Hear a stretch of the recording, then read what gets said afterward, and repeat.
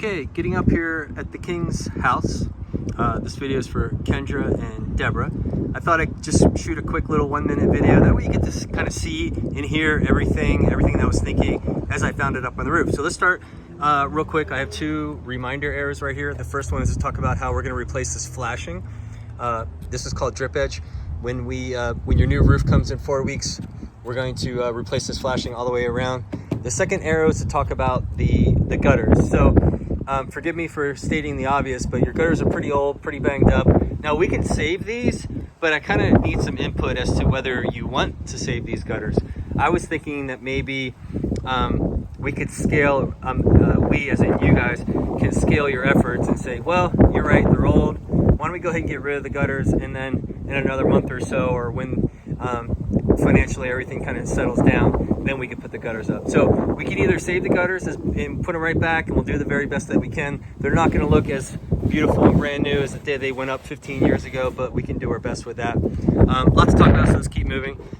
Clearly there's a lot of granule loss on the roof, and the reason why that's so important is because the granules are basically the sunblock for the entire house. Once you lose the granules, the shingles become extraordinarily brittle, almost like saltine crackers, and they start to break and fly off, which is what happens in the hurricanes, as you know. Got to move quick.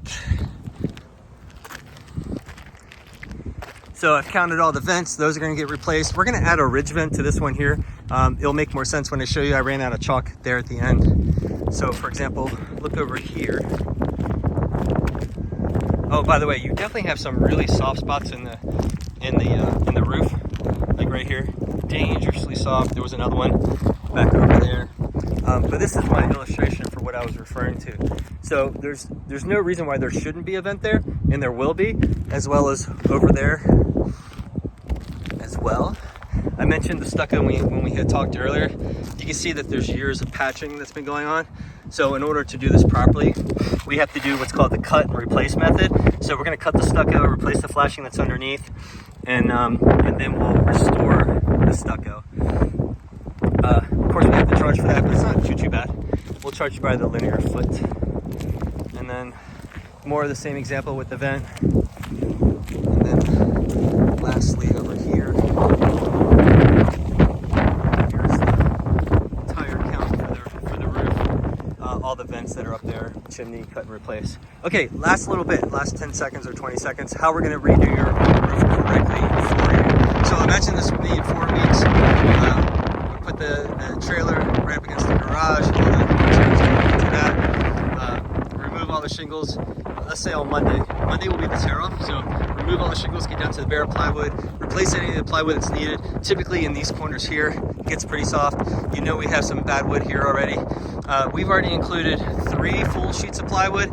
I'm guessing you're probably going to need 4 and 5, but you're only going to be charged for 2. That's the point there. We'll cut and replace the stucco around the chimney. Everything we just described. Oh, and then on the top of the bare plywood, we're going to re-nail the plywood to the roof trusses. Peel and stick. Maybe up in Indiana they call it ice and water shield, but down here it's peel and stick. Every inch of this bare plywood roof is going to be covered in that super sticky waterproof membrane. Everything I just described is called dry-in. And then on Tuesday will be the Palm Bay City inspection, the dry-in inspection, and then we'll be back on presumably Wednesday, and one day, maybe a little bit of a second day to put all the new shingles on the roof. So basically, really, we'll be done from Monday, Tuesday, shingling back on Thursday, and Wednesday and Thursday, and then final inspection on Friday, pretty much. So I'll just leave that here with a short description, and then looking forward to speaking with you both. Thanks so much.